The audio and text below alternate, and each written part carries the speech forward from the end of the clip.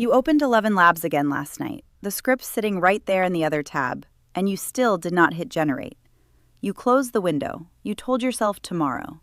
You are scared someone will see it and laugh. But your fear is not actually about them. Your fear is about what that laughter would confirm, something you already suspect about yourself. Every week you stay here, you lose watch hours you cannot recover. There is a reason you are still watching instead of uploading, and this video names it. You have told yourself the problem is timing. Not enough research done, not quite the right niche locked in, the vidIQ scores saved but not quite acted on yet. Almost ready, just not today.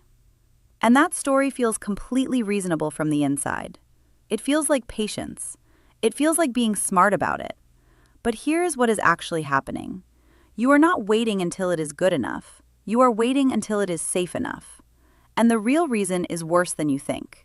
And those two things are not the same. Safe is not a destination you reach. There is always one more thing to check, one more reason today is not quite the day. Every month you wait is another month your channel sits at 0 subscribers, 0 videos, 0 proof that you started. The part that gets you is not the work. You know how to do the work. It is what happens if you publish and it lands badly. You have quietly decided that a bad video would say something about you, not just about the video. That if you watched it back and cringed, that verdict would stick. To you. Permanently. Does part of you feel like if people found your channel, they would find you out? And if that is true, why does knowing that not make it easier to start? There is a name for what is happening inside you every time you open that script and then close it again.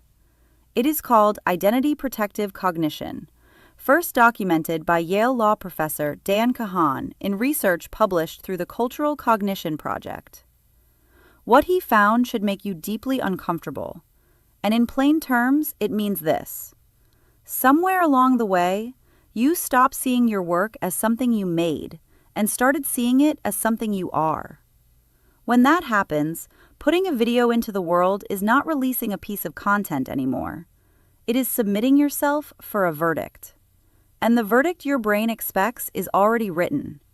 Every potential comment, every low view count, every moment of silence from the algorithm stops being information about the video and starts feeling like a judgment about you as a person, your intelligence, your taste, whether you were ever worth taking seriously in the first place. The credentials you have built offer you 0 protection here.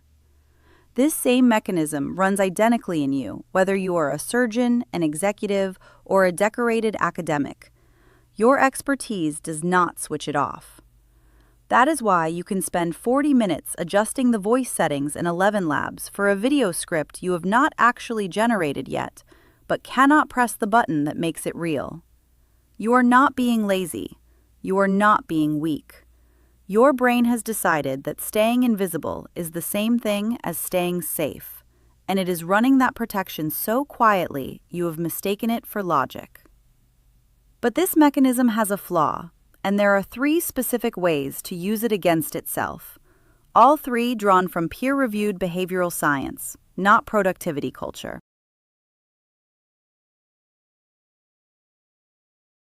The first tool is called the Contingent Self-Worth Decoupler, and it comes from a landmark study out of the University of Michigan. In 2004, Jennifer Crocker and Laura Park published research in the Psychological Bulletin that changed how psychologists understand why capable people stop themselves before they start. What they found was this.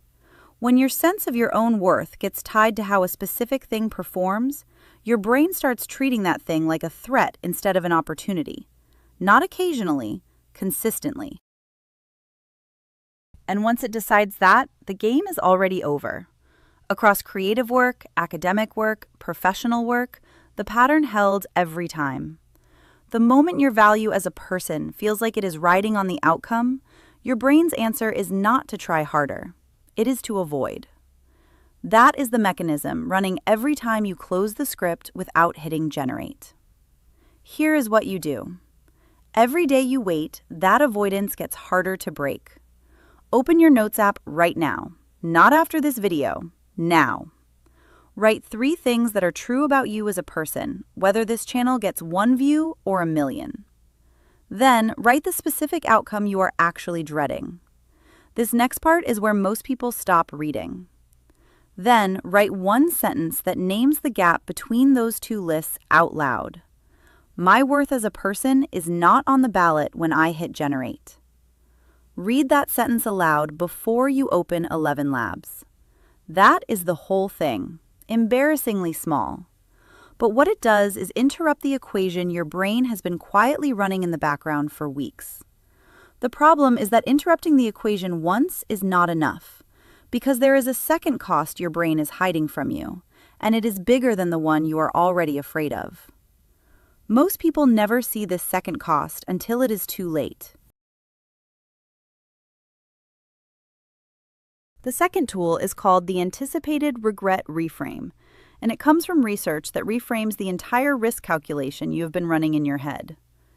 In 2007, Marcel Zeelenberg and Rick Peters at Tilburg University published findings in the Journal of Consumer Psychology that most people find genuinely uncomfortable to sit with. What they discovered was that when you imagine doing something and it goes badly, the regret you feel is actually smaller than the regret you feel when you imagine never having tried at all. Not slightly smaller, consistently, measurably smaller. Sit with that, because your brain has been lying to you. The thing you think is the scarier outcome, publishing something imperfect, turns out to be less painful to your future self than the thing you are choosing right now by waiting. Here is where this goes further than the first tool. The decoupler addressed what you believe about yourself. This addresses what you are actually trading away. But what it cannot touch yet is the moment of execution. Set a timer for 5 minutes and write, in as much detail as you can, what your life looks like in 12 months if you never publish this video. Not abstractly. Specifically, what you are doing instead, what your week looks like, and how it feels to watch someone else's version of this exact channel hit 10,000 subscribers, while you still have a draft folder and a vidIQ tab full of ideas you scored and saved but never acted on. Do not skip the emotional detail. Then close the note and open your script. That exercise makes the real cost visible, which is the only way your brain can weigh it honestly. But naming the cost and detaching from the outcome still leaves one layer untouched, the moment you actually have to execute. This is the part where the other 2 tools break down. The third tool is called the psychological distance shift, and it comes out of a decade of research into why the same task feels terrifying when it belongs to you and completely manageable when it belongs to someone else. In 2010, Yakov Trope and Nira Liberman at New York University published work in Psychological Review showing that how close something feels to your identity directly controls how threatening it feels. The number they found should stop you cold. When you create distance, even artificially, even just by changing the words you use, the fear drops. Not because the task changed, because you stopped being the one on trial. You can create this distance through time, through physical space, or simply through how you frame who is doing the thing.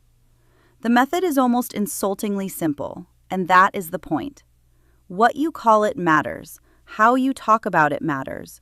The story you tell yourself about whose project this is matters more than the project itself.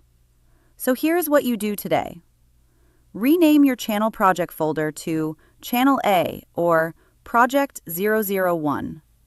What you call this project is quietly controlling whether you finish it. For the next 24 hours, call it the channel, not my channel.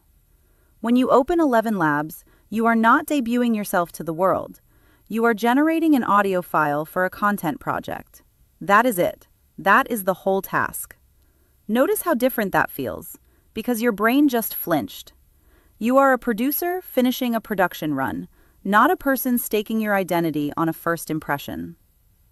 When you do all 3 of these things, decouple your worth, face what waiting actually costs, and step out of your own way long enough to execute, you are not the person who was less scared. This is where every previous attempt has quietly collapsed. You are the person who decided the story in your head was no longer worth the price of believing it. You have what you came here for: a name for the fear, the mechanism behind it, and 3 ways through. Because here's the thing. You did not watch this video because you were curious. You watched it because some part of you already knew the waiting was costing more than the risk. You just needed someone to say it plainly. That part of you that kept the tab open, that pulled up the script and could not quite hit generate. That is not weakness. That is someone who cares enough to be afraid. The next time you open a draft and feel that pull to close the tab, hit generate instead. Just once, just to see what comes back. If you finish watching and still do nothing, you are not being careful. You are just paying a higher price for a story that was never true.